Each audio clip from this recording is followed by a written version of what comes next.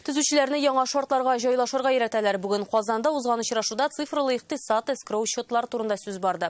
Эсигизге түшүрөбүз, 1 июльден алар яңа закон боюнча эшлей. Реформанын асылы гади.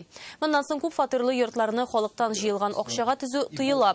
Объектны тапшырганга кадар сатып алучыларнын сумнары эскроу счетларда саклана. Татарстанда яңача түзүлөргө тийишлүү кырылмаларнын 70% боюнча проектны финанслауга гариза берилген инде. Калганнары элеге иске кагыйдалар боюнча эшлей. Муның үчүн йорттун 3/1 өлүшү әзер һәм фатирларның ким дигәндә 10% сатылган булу шарт.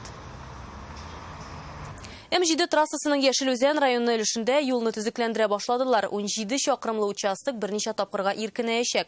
Ике якка да икешәр полосалы асфальт барлыкка киләчәк. Төзүчеләр җир астыннан узучы 30 су үткәргеч торбаларын да яңартмакчы. Ә җәяүлеләрне заманча тукталышлардан автобуслар утыртачак. Эшләр кайчан төгәлләнәчәк? Бүген әлеге сорауларны Руслан Хысендинов сорашып кайтты.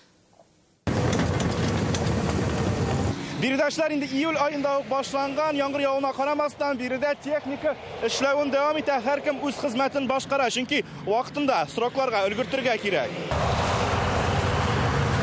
Кичкенәдән адашның җырларын тыңлап үскән Илһам Шакировның эштә музыка кайгысы юк, җир җимертеп эшлиләр. Чөнки 17 чакрым юлны киңәйтергә кирәк. Шулай ук проект буенча 30 торбаны алып ремонтлаячаклар. Хәзер алар җир астында, юл буйлап тизелеп киткән авылларга төшү урыннары да яңартылачак. Кара җирне солдырабыз, кызыл җиргә, кызыл болышка калды инде.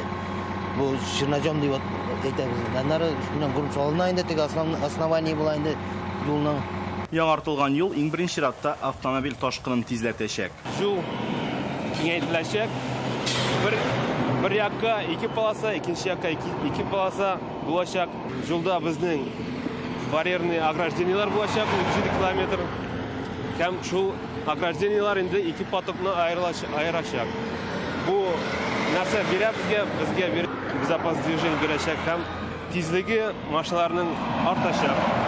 Юл салучылар соңгы заманча материаллардан файдалана. Бу дарнит һәм геосинтетик кебек төзелеш материаллары, чөнки юл иң беренче чиратта куркынычсыз булырга тиеш. На этом же участке, согласно главгосэкспертизе, әлеге проект белгечләр белән киң эшләшеп эшләнелде. Юл салганда дарнит, геосинтетик кебек материаллар кулланырга булдык. 30 гофрланган турбалар да салыначак. Әлеге аларына тимер-бетон эшләмәләре кулланыла иде. Бу юлларның чыдамлыгын саклау өчен кирәк. Җәяүләрендә кайгырталар. Автобуслар өчен 13 заманча тукталыш куела. Яңа юлны җәяүләрдән бигрәк машина йөртүчеләр көтә. По нормальной дороге ездить всегда приятнее, чем по колдобинам. Юлда зерде уңайлык шалыклар килә. Юлны эшләп ремонтлаячаклар, план буенча тулысынча 2022 елда тәмамларга тиешләр. Яшел-Үзән районыннан Руслан Хысендинов, Вадим Илларионов, Яңа Гасыр каналы.